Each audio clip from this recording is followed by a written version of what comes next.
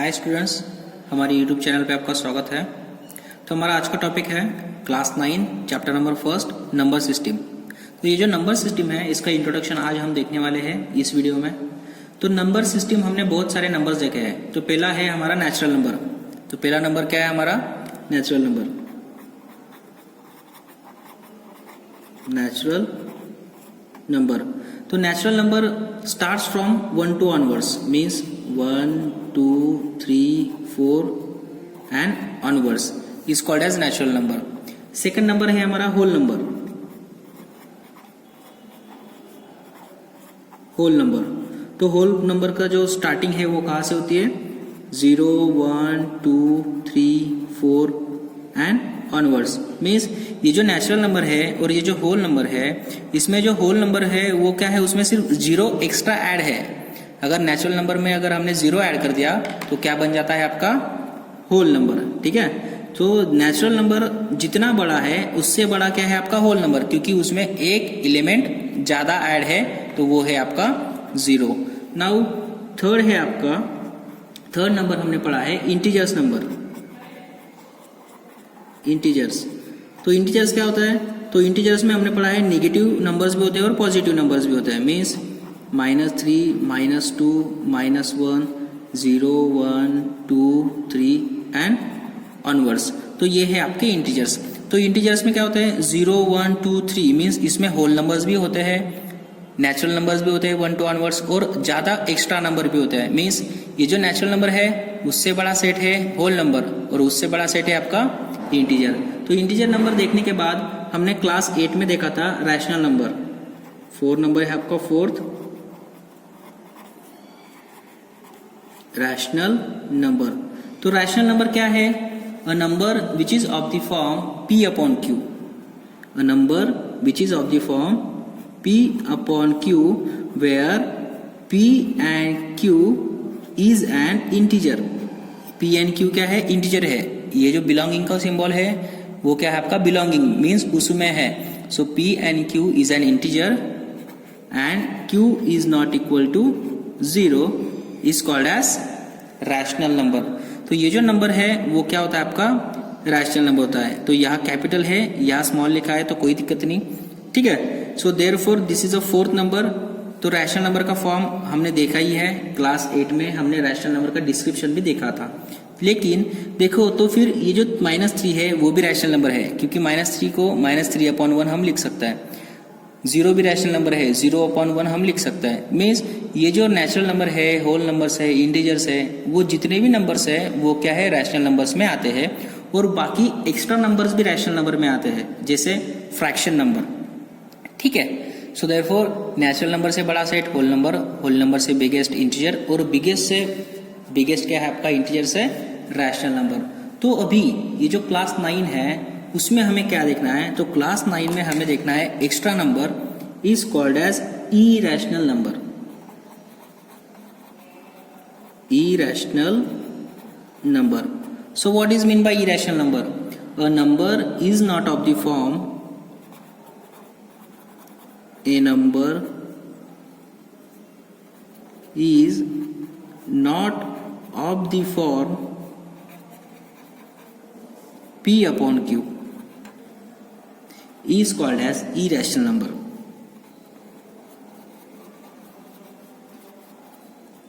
irrational number means इसमें हम क्या कर सकते हैं? that is जो नंबर रैशनल नहीं है उसे हम क्या कहेंगे?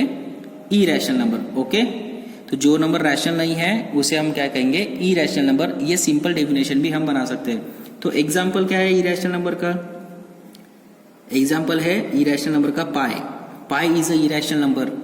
और जितने नंबर्स रूट में होते हैं, ओके, जितने भी नंबर है वो रूट में है, वो क्या है आपके? सारे क्या है? Irrational number.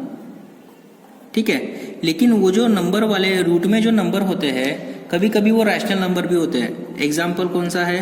देखो एग्जाम्पल, सपोज √16 ले लिया, तो √16 को हम सिंप्लीफाई कर सकते हैं, क्योंकि ये जो 16 है वो परफेक्ट स्क्वायर नंबर है। तो √16 का आंसर क्या आता है? 4। तो ये जो 4 है वो रैशनल नंबर है, so therefore √16 is a rational number. तो जो रूट में जो नंबर है वो अगर परफेक्ट स्क्वायर नंबर नहीं है तो जितने भी नंबर है वो इरेशनल नंबर, अगर रूट में नंबर परफेक्ट स्क्वायर है तो वो है आपका rational number. So this is called as irrational number. A number which is not rational is called as irrational number. और सबसे बिगेस्ट सेट है हमारा रियल नंबर. रियल नंबर, और रियल नंबर ये जो है वो कैपिटल आर से डिनोट होता है. ओके, और ये जो इरेशनल है वो क्या है आपका कैपिटल क्यू और ऊपर पावर पे C. So is called as irrational number. ये इरेशनल नंबर का सिंबल है और रियल नंबर का सिंबल क्या है कैपिटल आर. तो रियल नंबर क्या होता है? So real number is nothing but the union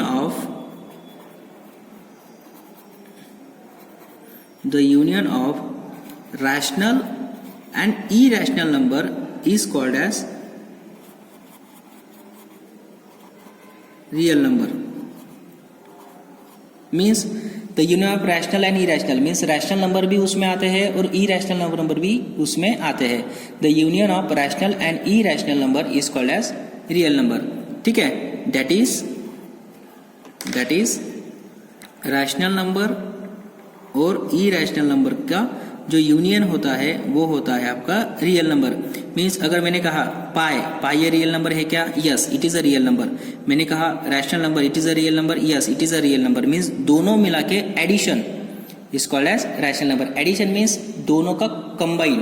means एक इंटीजर ले लिया मैंने, ये होल नंबर ले लिया, इन सबको क्या कर दिया मैंने एक बॉक्स में पुट करके, तो ये बन जाएगा कलेक्शन आपका real number.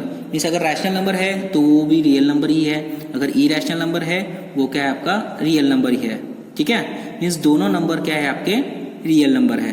Okay, so therefore ये जो नेचुरल नंबर है उससे biggest set whole number, whole number से बिगेस्ट सेट इंटीजर, इंटीजर से बिगेस्ट सेट रैशनल नंबर, और ये इरेशनल उसका अलग सेट होता है और दोनों का कंबाइन कर दिया तो रियल नंबर. ठीक है, तो इसमें से मैं एक स्टेटमेंट बना सकता हूं. तो स्टेटमेंट क्या है हमारा? नोट.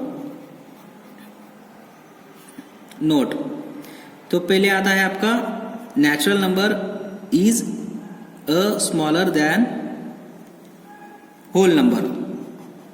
बराबर, is a subset of whole number.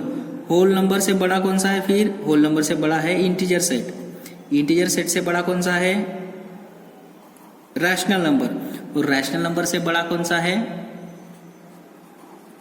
Real number. Okay, so therefore this is your note. तो ये जो नोट है वो आपको एक्सरसाइज नंबर 1.1 सॉल्व करने के लिए बहुत यूज होने वाली है. ठीक है, तो इसमें देखो ये जो सिंबल है वो सिंबल कौन सा सिंबल है? सबसेट का सिंबल है. सबसेट मीन्स क्या? सपोज ये आपकी स्कूल है, ठीक है, और ये है उसके classes, class 1, class 2, class 3, class 4. तो ये जो पूरी स्कूल है वो है आपका सुपर सेट, और ये जो उसमें क्लास है मीन्स उसका एक छोटा सा पार्ट, तो वो है आपका सबसेट. मीन्स ये जो क्लासरूम है वो स्कूल में आता है ना, तो ये है क्लासरूम, वो क्या है उसका सबसेट. सो देयरफॉर ये जो नेचुरल नंबर के जितने भी पार्ट्स है, total number of elements of natural number, ये होल नंबर्स में आते हैं ना. बराबर, तो वो क्या है नेचुरल नंबर उसका सबसेट. तो होल नंबर जितने भी होल नंबर्स है वो इंटीजर्स में आते हैं और दूसरे एक्स्ट्रा नंबर्स भी उसमें आते हैं. So therefore whole number is a subset of integer. So integer is a subset of rational number और rational number is a subset of real number. और दूसरी नोट है आपकी irrational number is also subset of real number, क्योंकि जितने भी irrational number है वो भी क्या आते हैं आपके रियल नंबर में आते हैं. This is your second note. ठीक है, तो ये जो दो नोट है वो आपको एक्सरसाइज नंबर 1.1 सॉल्व करने में हेल्प करेगी. ओके, तो देखो डियर फ्रेंड्स, यहाँ तक ही हमारा नंबर सिस्टम में क्लास 10 तक हम रियल नंबर तक ही पढ़ेंगे. लेकिन क्लास 10 के बाद आपको एक अनदर नंबर पढ़ना है, दूसरा एक एक्स्ट्रा नंबर पढ़ना है. वो नंबर है आपका कॉम्प्लेक्स नंबर. कॉम्प्लेक्स नंबर, तो कॉम्प्लेक्स नंबर क्या है? तो कॉम्प्लेक्स नंबर में सारे रियल नंबर भी आते हैं और जितने भी इमेजिनरी नंबर है उसमें आते हैं. तो ये जो कॉम्प्लेक्स नंबर है उसको डिनोट करते हैं कैपिटल C और अंदर एक dash. So this is a complex number का ये सिंबल है. तो ये जो नंबर है ये जो नंबर होता है वो आपका रियल नंबर से भी ग्रेटर होता है, ठीक है। तो ये है आपके लिए एक्स्ट्रा नोट, ये आपको क्लास 11 में पढ़ना है, अभी नहीं। तो ये जो कॉम्प्लेक्स नंबर है उसका फॉर्म कौन सा होता है, a plus I B, where a and b are real numbers and i is a imaginary number. तो ये सिर्फ मैंने आपको आपकी इंफॉर्मेशन के लिए बताया है, ठीक है। So now come to the exercise number 1.1। तो उसमें हमारा क्वेश्चन है, is 0 is a rational number, if yes justify. 0 rational number है क्या? तो हमने क्लास 7 से हम पढ़ते आ रहे हैं 0 रैशनल नंबर है। Yes, 0 is rational number. लेकिन 0 रैशनल नंबर क्यों है? Because it is of the form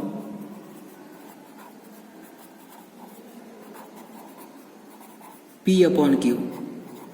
So therefore it is rational number. ये जो 0 है वो हम P upon Q के फॉर्म में लिख सकते हैं। कैसे? That is 0 equal to 0 upon 1 हम उसको लिख सकते हैं। So therefore it is a rational number. Second question है, find 6 rational number between 3 and 4। हमें क्या करना है, 6 रैशनल नंबर फाइंड करने हैं 3 एंड 4 में। तो ये देखो, हम ये जो रैशनल नंबर है हम ये क्लास 7 से पढ़ते आ रहे हैं कि रैशनल नंबर 3 एंड 4 के अंदर कितने होता है, तो हमें पता है। तो रैशनल नंबर कितने होता है वो हम अभी फाइंड करेंगे। सपोज मैंने 3 एंड 4 कंसिडर कर लिया, बराबर। तो इसमें कितने रैशनल नंबर है, तो 2 रैशनल नंबर में इन्फाइनाइटली मेनी रैशनल नंबर होते हैं। हमें कितने निकालने हैं, सिर्फ 6 निकालना है। तो देखो ये निकालने के लिए इसका डिनोमिनेटर क्या है, 1। तो पहले डिनोमिनेटर सेम करेंगे। तो डिनोमिनेटर अगर सेम है तो देखेंगे 3 और 4 में नंबर्स है क्या, कुछ नहीं है, एक भी नंबर नहीं है जो इंटीजर है। तो क्या करेंगे, हम इसका इक्विवेलेंट फ्रैक्शन निकाल लेंगे। तो इसको हम क्या करेंगे, 10 से मल्टीप्लाई एंड डिवाइड करते हैं, ठीक है। तो इसको अगर 10 से मल्टीप्लाई एंड डिवाइड किया तो ऊपर कितना आएगा 30 और नीचे कितना आएगा 10, ठीक है। ऊपर 10 से किया, नीचे 10 से मल्टीप्लाई किया। एंड इसको भी वैसे ही करता है 40 और 10। फिर से डिनोमिनेटर सेम है तो ऊपर के नंबर चेक करो, यहाँ 30 है यहाँ 40 है। तो 30 और 40 में कितने नंबर्स है, बहुत सारे नंबर्स है, बराबर। So therefore 31 upon 10, 32 upon 10, 33 upon 10, 34 upon 10, 35 upon 10 and 36 upon 10. These are the 6 rational numbers between 3 and 4. Okay, तो ये 6 रैशनल नंबर क्या है, 3 and 4 के अंदर है। So therefore मैं यहाँ लिखता हूँ 3 और यहाँ लिखता हूँ 4, ठीक है। So therefore 3 से ग्रेटर ये बड़ा नंबर है, उससे ग्रेटर ये है, उससे ग्रेटर ये है। तो ये 3 और 4 के अंदर कितने रैशनल नंबर है, 6 रैशनल नंबर। हमको 6 चाहिए थे तो हमने 6 लिखे। हमको अगर 10 चाहिए थे तो 37 अपॉन 10, 38 अपॉन 10। अगर हमें 100 चाहिए तो हम क्या करेंगे, मल्टीप्लाई एंड डिवाइड बाय 100 कर देंगे। तो हमें उन दोनों के अंदर 100 रैशनल नंबर मिल जाएंगे, ठीक है। So now come to the next question. So next question है, स्टेट ट्रू और फॉल्स विथ सुटेबल रीजन। ये जो स्टेटमेंट है ये ट्रू है या फॉल्स है, हमें सुटेबल रीजन देख के बताना है। तो देखो पहला क्वेश्चन है हमारा, every natural number is a whole number. Every natural number whole number होता है क्या, यस और नो। तो देखो हमने अभी देखा है, एक सीक्वेंस देखा हमने। सीक्वेंस कौन सी देखी हमने, पहले natural number is a subset of whole number, whole number is a subset of integer, integer is a subset of rational number, and rational number is a subset of real number. ये पहली sequence. और दूसरी sequence irrational number is a subset of real number. तो ये जो sequence है, ये sequence में अगर हम लेफ्ट टू राइट जाते हैं तो स्टेटमेंट इज ट्रू, ओके। और अगर हम राइट टू लेफ्ट आते हैं तो स्टेटमेंट इज फॉल्स, ठीक है। तो ये क्लू अगर आपको पता है और ये सेट ऑफ सीक्वेंस अगर पता है तो आप कौन सा भी स्टेटमेंट बता सकते हो ये ट्रू है या फॉल्स है। तो पहला क्या है, every natural number is a whole number. तो पहले में क्या आया, नेचुरल नंबर।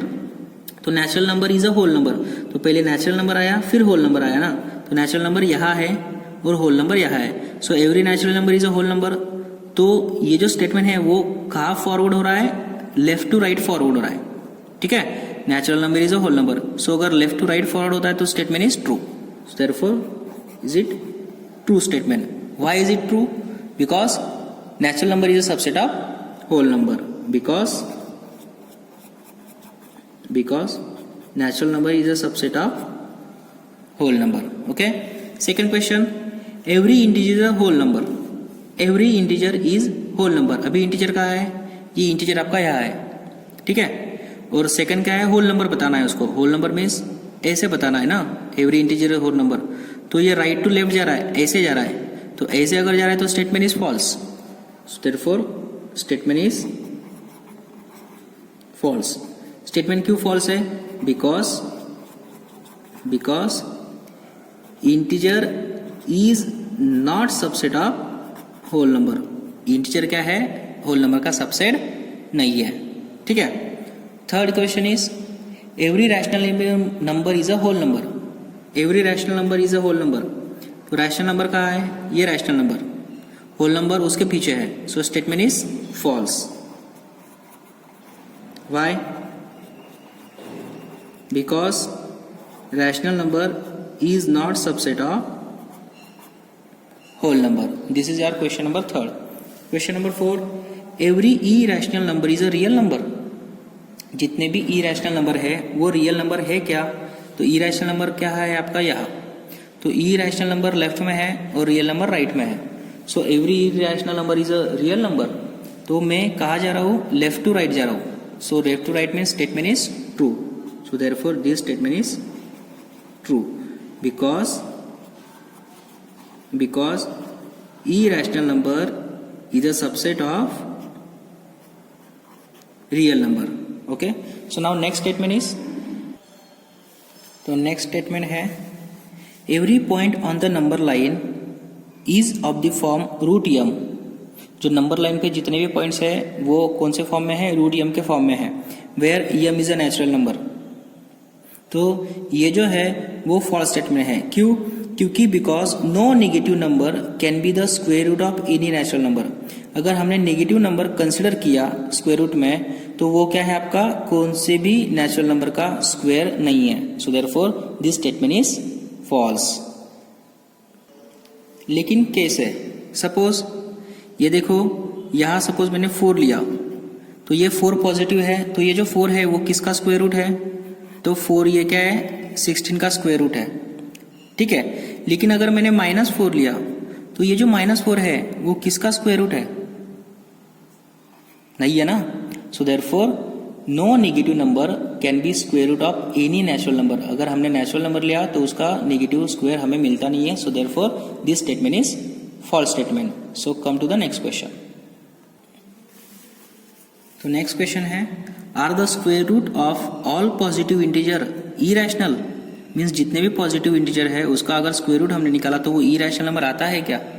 अगर नहीं आता है तो उसका एक एग्जांपल हमें बताना है। सो इसका आंसर है नो, बिकॉज सपोज हमने √4 लिया, ठीक है। तो ये जो √4 है ये 4 पॉजिटिव है और उसका स्क्वायर रूट अगर हमने निकाला तो उसका स्क्वायर रूट क्या आता है? 2। तो ये जो 2 है वो इरैशनल नंबर है क्या? नहीं। So 2 is a rational number, rational number.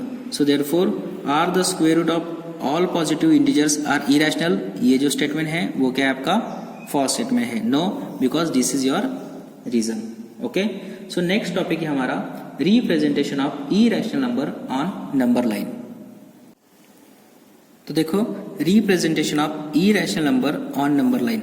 देखो डियर स्टूडेंट्स, हमने अभी तक रैशनल नंबर ही नंबर लाइन पे रिप्रेजेंट किया है, लेकिन ये क्या है? इरैशनल नंबर हमें नंबर लाइन पे रिप्रेजेंट करना है। तो वो जो इरैशनल नंबर है वो हम नंबर लाइन पे कौन से मेथड से रिप्रेजेंट करते हैं? तो वो मेथड का नाम है आपका square root spiral method. Okay, तो आपको एग्जाम में क्वेश्चन कैसे आता है? Represent √5 by using square root spiral method. तो वो एग्जाम्पल लेके ही हम क्या करेंगे? ये मेथड को डिस्कस करेंगे। तो हमारा क्वेश्चन है रिप्रेजेंट √5 ऑन नंबर लाइन। एक नंबर लाइन पे हमें क्या करना है, √5 रिप्रेजेंट करना है by using square root spiral. तो ये जो √5 है वो हम नंबर लाइन पे कैसे रिप्रेजेंट करते हैं, तो सबसे पहले हमें एक नंबर लाइन ड्रॉ करनी होगी। तो देखो मैंने एक नंबर लाइन ड्रॉ की, उसमें ये है आपका -1, ये 0, ये 1 और ये 2। तो मुझे अगर √5 नंबर लाइन पे रिप्रेजेंट करना है तो मैं क्या करूंगा, 0 to 1 ये 1 सेंटीमीटर का डिस्टेंस लूंगा। 0 to 1 ये 1 सेंटीमीटर का डिस्टेंस मैंने लिया यहाँ तक, ठीक है। और यहाँ से मैं क्या करूंगा, ये जो 0 to 1 मैंने 1 सेंटीमीटर डिस्टेंस लिया, तो ये जो 1 है ये 1 पॉइंट पे मैं क्या करूंगा, परपेंडिकुलर ड्रॉ करूंगा। तो मैं वो परपेंडिकुलर ड्रॉ करता हूं। तो देखो ये मैंने ये जो पॉइंट 1 है उस पर परपेंडिकुलर ड्रॉ किया और ये 0 to 1 इसमें 1 सेंटीमीटर का डिस्टेंस लिया। अभी ये जो पॉइंट 1 है यहाँ से ये जो मैंने परपेंडिकुलर ड्रॉ किया है उस पे कंपास में 1 सेंटीमीटर लेके एक आर्क बनाना है। तो मैं कंपास में 1 सेंटीमीटर लेता हूँ और यहाँ ए से आर्क बनाता हूँ। तो देखो मैंने कंपास में 1 सेंटीमीटर डिस्टेंस लिया और ए से आर्क यहाँ से बनाई। तो ये जो आर्क है उससे क्या करना है, आपको ज्वाइन करना है यहाँ से जहाँ से हमने स्टार्टिंग किया था वहां से। तो देखो फ्रेंड्स मैंने अगर इसको ज्वाइन कर दिया, ठीक है, तो देखो मैं डिस्क्रिप्शन लिख रहा हूँ, यहाँ हमें पाइथागोरस थ्योरम यूज करना है। यहाँ से यहाँ तक डिस्टेंस 1 सेंटीमीटर, यहाँ से ये जो पॉइंट मिल गया यहाँ तक डिस्टेंस 1 सेंटीमीटर, ठीक है। और ये जो हमने परपेंडिकुलर निकाला है मीन्स ये 90 degree. So by using Pythagoras theorem क्या कहता है, फिर ये जो इसका स्क्वायर किया तो वो कितना आता है, इस हाइपोटेनस के स्क्वायर इतना आता है, बराबर। तो ये बाय पाइथागोरस थ्योरम से हम क्या करेंगे, by Pythagoras theorem O1 1 square plus ये 1 स्क्वायर इक्वल टू यहां से लेके तो यहां तक डिस्टेंस आपका आ जाएगा, ठीक है। सो उसे हम O और E से A पॉइंट कह लेते हैं, ठीक है, means OA square. So 1 square plus 1 square 2 equal to OA square, taking square root on both sides. So therefore OA कितना मिल गया आपको, √2 मिल गया। मीन्स ये जो डिस्टेंस है O से लेके A तक ये कितना मिल गया आपको, √2 सेंटीमीटर मिल गया। लेकिन आपको क्या चाहिए, √5 चाहिए। तो √5 चाहिए ना आपको, तो आपको क्या करना होगा, ये जो OA है OA पे क्या करना आएगा, फिर एक परपेंडिकुलर डालना होगा ये पॉइंट A से। तो मैं ये जो पॉइंट A है उससे एक परपेंडिकुलर ड्रॉ करता हूँ, ठीक है। तो पॉइंट A से अगर मैंने परपेंडिकुलर ड्रॉ किया तो वो परपेंडिकुलर कैसे आएगा, A से आएगा, ठीक है। तो आपको कंपास से परपेंडिकुलर ड्रॉ करना है, तो मैंने एक परपेंडिकुलर ड्रॉ किया तो वो परपेंडिकुलर सपोज A से आया, ठीक है। अभी ये परपेंडिकुलर आने के बाद आपको फिर से कंपास में 1 सेंटीमीटर डिस्टेंस लेना है और ये जो पॉइंट A है उसको क्या करना है, यहाँ ऐसे मार्क करना है। तो मैं कंपास से 1 सेंटीमीटर डिस्टेंस लेता हूँ और पॉइंट A से यहाँ ये लाइन पे उसको मार्क करता हूँ। तो देखो मैंने पॉइंट A से यहाँ तक मार्क किया, वो कितना है हमारा, 1 सेंटीमीटर। और ये जो मार्क किया हुआ पॉइंट है मैं क्या करता हूँ, ये जो ओरिजिन पोजीशन है O उसके साथ उसको कनेक्ट करता हूँ। ये मैंने इसको कनेक्ट कर दिया, ठीक है। तो ये कनेक्ट करने के बाद ये क्या है हमारा, यहाँ ये बन जाता है परपेंडिकुलर ड्रॉ करने के बाद राइट एंगल। अगर ये राइट एंगल बन गया तो इसमें भी हम पाइथागोरस थ्योरम यूज कर सकते हैं। तो ये जो है इसे हम B नाम देते हैं, B पॉइंट। तो इसमें अगर हमने पाइथागोरस थ्योरम यूज किया तो OA square plus AB square equal to OB square हमें मिल जाएगा। तो ये OA कितना है आपका, √2 बराबर √2 स्क्वायर प्लस AB कितना है 1 स्क्वायर इक्वल टू आपका OB स्क्वायर। तो √2 square means 2, 1 square means 1, OB square ये एज इट इज। तो 2 + 1 3 equal to OB square. So OB equal to √3 centimetre. तो ये जो O से लेके B तक डिस्टेंस है वो कितना मिल गया आपको, √3 सेंटीमीटर। फिर से ये जो OB, ये आपको जो लाइन आपने ड्रॉ की है उस पर आपको क्या करना है, और परपेंडिकुलर ड्रॉ करना है। तो मैंने देखो ये जो मैंने OB लाइन ड्रॉ की है उस पर फिर से मैं एक परपेंडिकुलर ड्रॉ करता हूँ। तो मैं एक कंपास की हेल्प से ड्रॉ कर रहा हूँ, आपको प्रोटेक्टर की हेल्प से उसको ड्रॉ करना है। तो देखो ये परपेंडिकुलर मैंने ड्रॉ किया, तो ये फिर से ये परपेंडिकुलर ड्रॉ करने के बाद आपको क्या करना है, फिर से एक पॉइंट, ये जो पॉइंट बी मिला उससे आपको क्या करना है, 1 सेंटीमीटर डिस्टेंस लेके यहाँ आर्क बनानी है। ठीक है, तो देखो मैंने 1 सेंटीमीटर डिस्टेंस लेके यहाँ आर्क बनाई है। अभी ये जो आर्क है वो उसे हम क्या करना है, ओरिजिन पोजीशन पे ज्वाइन कर देनी है। तो मैंने ये ओरिजिन पोजीशन पे इसको ज्वाइन कर दिया। फिर से ये √3 सेंटीमीटर, ये 1 सेंटीमीटर, इसको मैं सी नाम दे देता हूँ, BC = 1 सेंटीमीटर। तो ये ट्रायंगल में अगर हमने पाइथागोरस अप्लाई किया तो ये जो OC है वो कितना आ जाएगा, √4। फिर से ये √4 सेंटीमीटर आ गया। फिर से आपको क्या करना होगा, ये जो OC है उस पर क्या करना होगा, आपको एक परपेंडिकुलर ड्रॉ करना होगा। तो वो परपेंडिकुलर हम ड्रॉ करते हैं। देखो यहाँ हमने C पे परपेंडिकुलर ड्रॉ किया। फिर से जो C पॉइंट है उसमें 1 सेंटीमीटर डिस्टेंस लेके यहाँ आर्क बनानी है। तो मैं वो आर्क बनाता हूँ। तो ये देखो पॉइंट C से लेके यहाँ मैंने 1 सेंटीमीटर पे आर्क बना दी। तो ये है आपका 1 सेंटीमीटर और इसे नाम दे दिया D पॉइंट। तो ये जो D पॉइंट है उसे ओरिजिन पोजीशन पे मैं ज्वाइन कर देता हूँ। तो अगर मैंने इसको ओरिजिन पोजीशन पे ज्वाइन कर दिया तो ये डायग्राम हमारी ऐसी आ जाएंगी। ठीक है, इसमें ये क्या बन रहा है, स्पाइरल बन रहा है, बराबर, ये जाल बन रहा है ना एक एक। तो ये देखो यहाँ से लेके यहाँ तक, इसमें अगर हमने पाइथागोरस थ्योरम अप्लाई कर दिया DOC ट्रायंगल में, तो ये √4 है, ये 1 है, तो ये डिस्टेंस कितना आ जाएगा आपका, √5 सेंटीमीटर आ जाएगा, जो हमें चाहिए था। ठीक है, तो √5 आने के बाद तो ये जो यहाँ से लेके यहाँ तक डिस्टेंस है वो कितना आता है आपका, √5 सेंटीमीटर। लेकिन वो जो डिस्टेंस है वो तो आपको नंबर लाइन पे चाहिए, और नंबर लाइन तो ये है आपकी। तो उसमें आप क्या करोगे, आपके पास जो कंपास है उसमें आपको क्या करना है, ये जो पॉइंट O है, O पॉइंट से तो D पॉइंट तक आपको कंपास में ऐसे फिक्स करना है, और ऐसे आपको क्या करना है, ऐसे आर्क बना के यहाँ तक लाना है। ओके, पॉइंट पे यहाँ फिक्स करना है और ऐसे आर्क बना के आपको यहाँ तक लाना है। तो वो हम लाते हैं। तो देखो मैंने O से लेके D तक पॉइंट फिक्स किया और ऐसे आर्क बना के हम यहाँ लाए। तो देखो फ्रेंड्स, ये जो यहाँ से जो स्टार्टिंग पॉइंट था आपका O, तो O से लेके ये जो पॉइंट है उसको हम क्या मान लेते हैं, E पॉइंट मान लेते हैं। तो ये पॉइंट O और ये है आपका E। तो यहाँ से लेके यहाँ तक डिस्टेंस वो क्या है आपका, √5 सेंटीमीटर। So therefore √5 centimetre. तो जो आपका √5 था, ये पॉइंट नंबर लाइन पे ये E वाला पॉइंट है। So therefore this is a √5। Okay, so ये जो क्वेश्चन था हमारा, represent √5 on the number line by square spiral method. तो ये स्क्वायर स्पाइरल मेथड से √5, √9, √3, √4 ये हम ऐसे रिप्रेजेंट कर सकते हैं। Okay, so this is a square root spiral. लेकिन देखो स्टूडेंट्स, अगर सपोज आपको √10 निकालने के लिए कहा तो आप फिर से ऐसे स्पाइरल बनाओगे क्या, तो फिर तो बहुत बड़ा स्पाइरल बनेगा और उसके लिए बहुत वक्त भी लगेगा। ठीक है, अगर √15 निकालने के लिए कहा तो बहुत वक्त लगेगा। अगर सपोज आपको √9.3 निकालने के लिए कहा तो यहाँ तो सिर्फ इंटीजर था रूट में, तो ये 9.3 कहाँ से लाओगे, उसमें तो पाइथागोरस थ्योरम आप अप्लाई भी नहीं कर सकते हो ठीक से।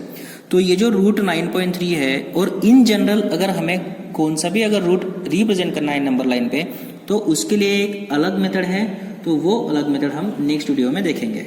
Okay, thank you.